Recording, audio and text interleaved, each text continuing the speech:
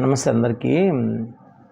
So నేను అడిగేది అదేనండి, ఇప్పుడు స్కూల్ మీద అంత సంపాదిస్తున్నావు, స్కూల్లో టీచర్స్కి రెస్పెక్ట్ లేకుండా చేస్తున్నారు, ఇది కరెక్టేనంటారా?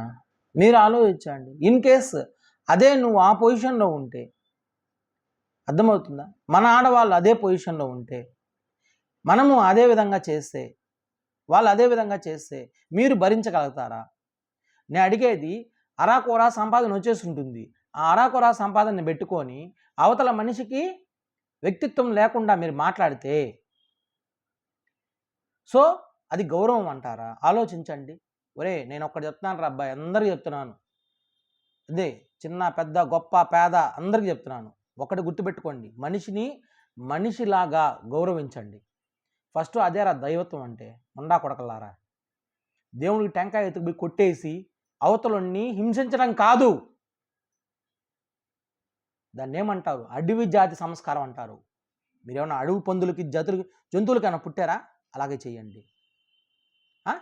గుడి చుట్టూ గుండ్రంగా తిరిగితే కాదురా వచ్చేది పుణ్యము, ఎదుటి మనిషికి సంస్కారం ఇస్తే వస్తుంది పుణ్యము. నేను చెప్తున్నా, గుర్తుపెట్టుకో. ప్రతి ఒక్క యాజమాన్యానికి నేను చెప్తున్నాను, గుర్తుపెట్టుకోండి.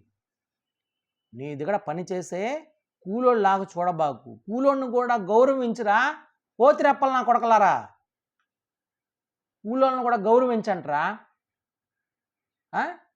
వాడొకడు తగిలినాడు, గజన్మోహన్ రెడ్డి పోతినప్పలోడు, ఓడికి ఈక్వల్గా ఉన్నారు కదరా మీ మైండ్ కూడాను. ఎందుకంటారా మీ జీవితాలు? మినిమం కామన్ సెన్స్ లేదంటారా?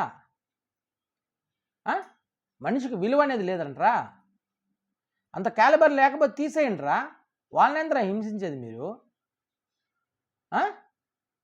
సంస్కారంగా చెప్పండి.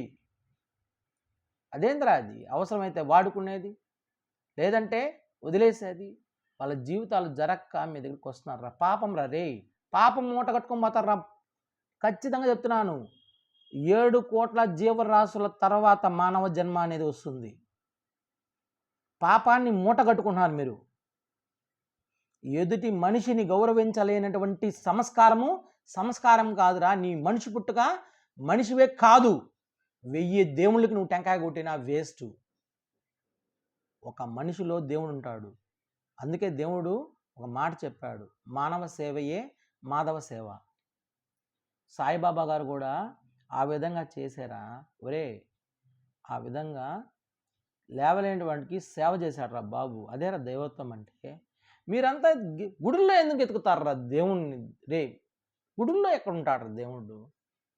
ఎదుటి మనిషి ఆకల్లో ఉంటాడు, ఎదుటి మనిషి సంస్కారంలో ఉంటాడు, ఎదుటి మనిషిని ప్రేమలో ఉంటాడురా. ఎందుకురా మీరు మానవ జన్మ ఎందుకురా మీకు బాబు? ఇన్ని కోట్లు సంపాదించుకొని దొంగతనం చేసి, దొంగలే కదరా, దొంగలకి మీకు తేడా ఏముండదు.